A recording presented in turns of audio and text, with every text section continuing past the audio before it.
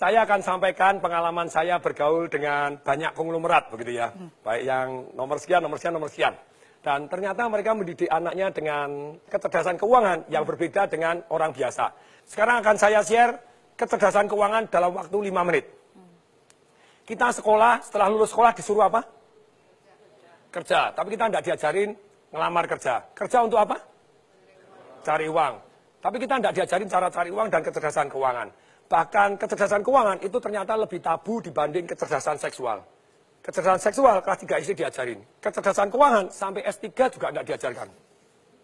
Nah, kecerdasan keuangan dimulai dengan kita tahu 2 hal. Satu, kita tahu yang namanya pendapatan dan pengeluaran. Sangat sederhana. Income sama spending. Yang namanya pendapatan itu ada 3. Satu, active income. Yang kedua, passive income. Yang ketiga, portfolio income.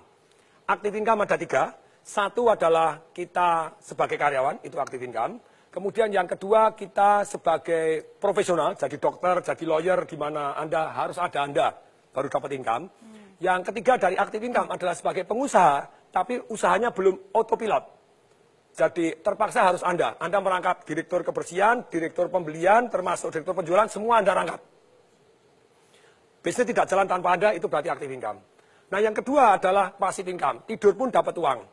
Ruko yang disewakan, properti yang disewakan, tanah dibagi hasil, sarang walet, hias, terus kemudian punya franchise yang luar biasa yang jalan tanpa kita, punya multi level yang jalan tanpa kita, agen asuransi yang agen-agennya sudah jalan tanpa kita, dan tentu saja passive income ini sangat penting. Tapi sayang sekali banyak orang tidak punya goal, punya passive income. Akibatnya seumur hidup kerja tidak punya passive income, begitu dia tidak bekerja, hidupnya susah.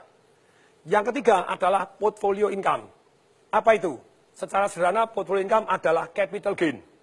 Sayangnya, hanya orang punya biasanya cuma rumahnya dia saja. Kalau rumahnya dia saja, yang terjadi, ya rumahnya meningkat.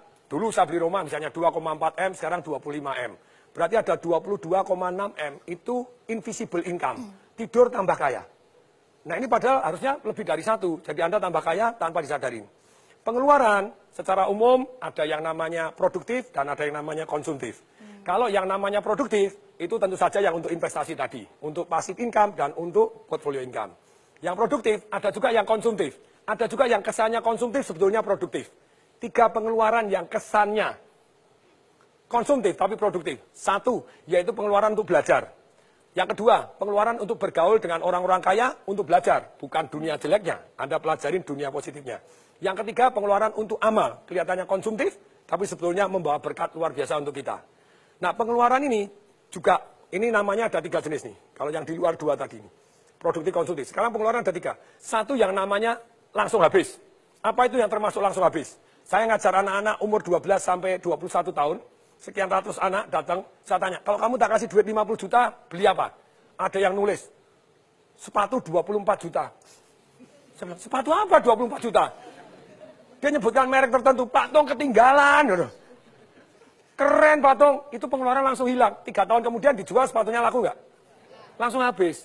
Anda makan, Anda beli baju, beli apa itu langsung hilang, pengeluaran langsung hilang. Jadi konsumtif langsung hilang. Yang kedua, passive spending.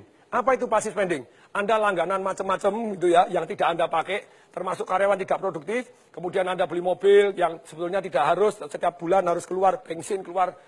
Ini semuanya passive spending, tidur pun tetap harus Anda keluar. Ini berat, saya sangat menghindari ini. Kemudian yang ketiga, itu adalah invisible spending. Tidur pun Anda dirampok tanpa Anda tahu. Contohnya, harga mobil. Saya dulu beli mobil 2009 Mercedes S-Class 1850, 1.850.000. Begitu tahun lalu saya jual 350. Hilang 1,5 M. Untungnya saya belinya pakai passive income, jadi aman. Jadi gini, pelajarannya adalah begini. Selama Anda belum punya income, saya bilang seperti anak-anak kecil tadi.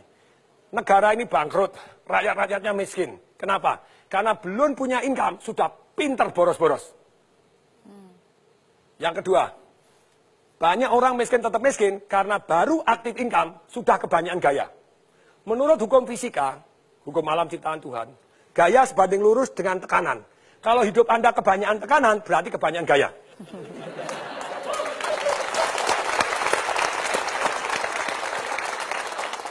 Jadi begini, boleh nggak kita gaya? Boleh. Ketika passive income Anda jauh lebih besar dibanding gaya hidup Anda, maka Anda hidupnya tanpa tekanan.